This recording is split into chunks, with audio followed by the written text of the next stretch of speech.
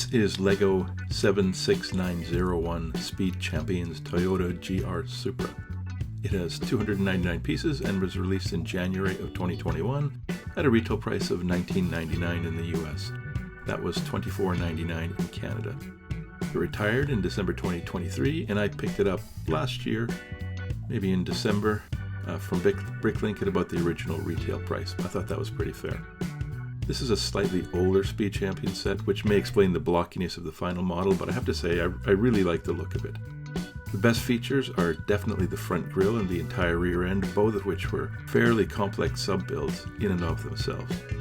Now, I personally don't mind blockiness in LEGO sets. In this case, the designer used stickers to add curves and even headlights that stretch across multiple slopes, but I wish they'd use bricks instead. I'd rather give up some realism to have fewer stickers. Now, there weren't actually a lot of stickers, but they were clear, and I have a harder time applying them accurately than I usually have with opaque stickers.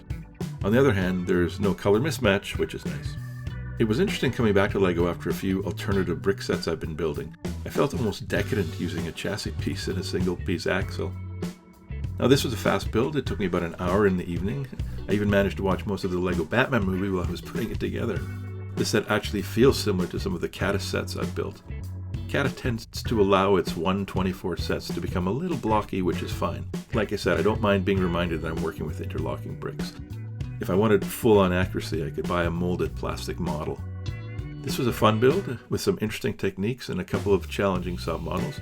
If you don't have it, I think it's definitely worth picking up for the color alone.